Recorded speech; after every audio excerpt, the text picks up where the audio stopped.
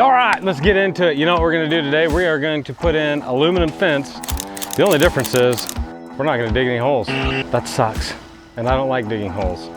You know what aluminum fence is known for? It's known for not being able to drive it, which means you have to dig and set post holes, but we're gonna do no dig aluminum fence. Yeah, you heard me right, no dig aluminum fence. You ask yourself, how are you gonna do that? Because you have to insert 3/4 of an inch on both ends. How are you gonna be able to insert it and still get it between the posts? Aluminum fence has to be assembled as you go. Well, we're gonna show you how to no dig aluminum fence and overcome that obstacle without using special brackets. What you're used to seeing is you're used to seeing these posts. This is a 3-rail fence with an extended bottom. The pickets would hang out to down here, and then you would have this from here to here embedded in the soil. The standard here in Florida is for maybe a half a bag to a bag of concrete down here and a hole about yay big. And that's what people would do. So they'd dig a hole, set this in here, and then put the panel in and go to the next post, assemble the panel, and then set the next post and go on down the way, installing their entire fence. Because you have to get the panel between the two posts, and you have to do it as you go. That's been what kept everybody from driving fence posts for aluminum fence until they came up with this. This is the Salty fence system, and what it is a sleeve making it so that we can drive this aluminum into the ground. And you can see right here, this aluminum is going to go in the ground 4 feet. We'll drive these 4 feet into the ground, and then after they're in the ground, we can take these and sleeve this over it like that. And because we can sleeve over it, that means that we can assemble the fence after the post is already driven, because we can move the fence up to be able to allow us that little bit that we need to be able to get the panel in between the posts. Now, if we ever damage a section, we can pull this off, repair a section very easily, because just like it went in, we can pull it out the same way. Pull all these screws out and pull 2 panels, replace one of the panels if you need to, and then reassemble it. The other benefit is that instead of this really light duty post, which is the standard, we're getting all of that meat, and that's going in the ground. It really doesn't matter how much concrete you have around this post. If you only have that much thickness, you can still take the top of this post and fold it over, no problem.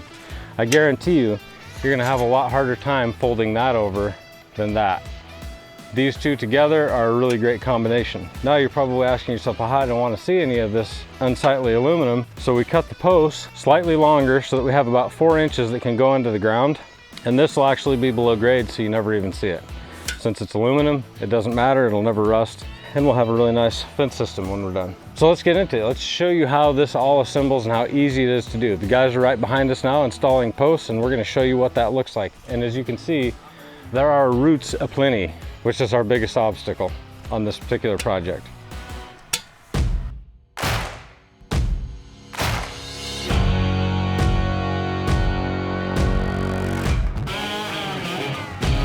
So what you can see, the process is this board is cut to exactly the width of our panel. And how we determined that was this. So depending on the manufacturer will depend on how wide you need to make your template. We measure from this right here to the notch right there, because this piece right here gets inserted. This little 3/4 inch nub gets inserted into the post, and that's the reason that we have to assemble this as we go typically. So we measure from here, because that rests up against the post, all the way to the other end right here that rests up against the post. And on this manufacturer's system, it is 69 3/4 inches. So we make a template that fits these I-beams. So that's 69 3/4, which matches our panel. Now, if you'll notice that we've got some marks on here. Every once in a while, we might have a section, or we might need to trim some panels down so that we have an even look. One of the things our company never does is we never, ever, ever leave a remainder section at the very end. So we'll go 6 foot, 6 foot, 6 foot, and then when we start getting closer to the end, we're never gonna leave a 2 foot section at the end. So we'll come back a few sections, equalize those out, and cut as few panels as possible, but still leave the customer with a pretty uniform looking product. So we may have to cut the last couple panels down a foot, and this tells us right here where we can set the I-beam and still get even picket spacing, meaning that the space between the post and the picket is the same as it is on the factory panel. We're just gonna have the panels be a touch shorter. So as long as I put my I-beam like right here from the edge of the I-beam to right here to the other edge, then I know that I'm gonna have an even picket spacing, or I can go right here to here. So we've drawn that on the board, and when we need to do that, what we'll do is instead of putting it right here, I'll kick this off to the side just a little bit, and as long as I put it right here even with this line in this way, that means that we'll have an even picket section. Or I can come clear up here, and this will give me an even picket spacing so that I have that same gap on both ends of my panel next to the post. If I was to put a post right here, I would have a really narrow gap and it would look funny. So we're trying to get everything to look uniform, from the post spacing to the picket spacing at the post, all the way throughout the whole project. And that's where we're spending a little bit more time to give a better product. It just helps cut down on the math and make everything easier. So we'll take you up to the other end of the project. We'll cut a couple panels down and show you how that works and how it all goes together.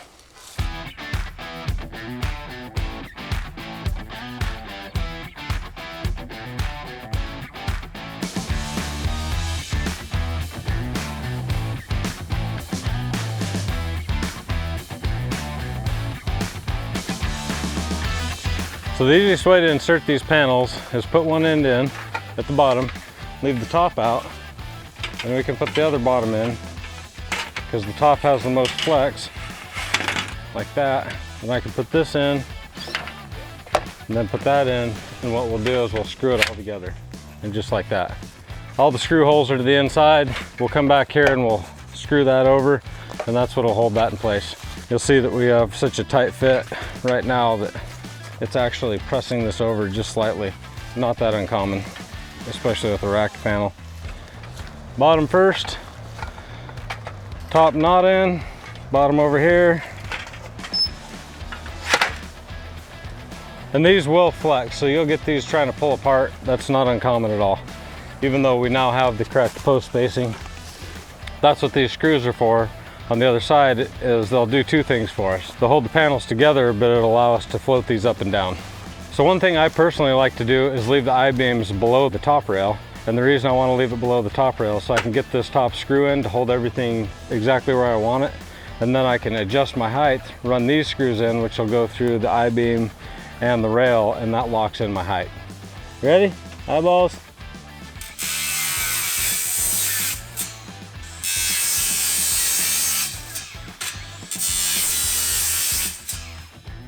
Normally I would have a special tool for notching these that is way better than this. However, that got left at the shop today, so we're going to use a bandsaw.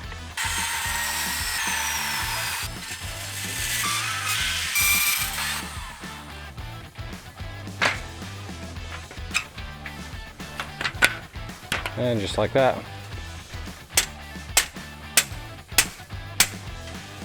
So you'll probably notice that our grade is not adjusted. What we will do, and that's why I was saying we like to put the top screw in, hold everything tight together, but we can still float these up and down. They're a little tougher now, but we can move these up and down to adjust our grade. If we want it to be nice and flat, we can adjust that and make it look really good.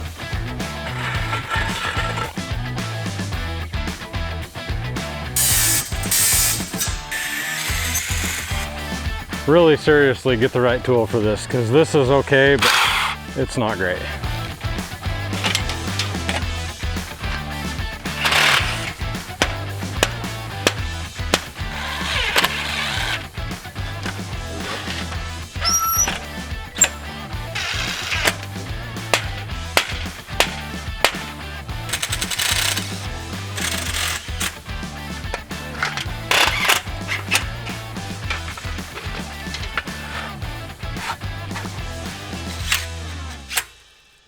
So this is a piece that we cut off of that post right there. Sometimes when we hit a root and it's really deep in the hole, we've already got almost 3 feet into that hole and it's plenty stout enough. So we elected to chop that one off. We do have every once in a while roots that just make it impossible for us to drive, especially when they're super deep in the hole. A lot of these are really close to the surface, like within the top 10 inches, and those we'll just dig down. We'll use our reciprocating saw, cut them out of the way, and then drive the post right down through it. So this one we couldn't get quite enough. We couldn't get quite to 3 feet. 3 feet's kind of my limit, and so we're gonna dig and set that one in concrete. Not a big deal. We'll bring some concrete over here and set that one. That's how we're dealing with all this. We've hit several roots so far, and it usually doesn't pose too much of a problem. So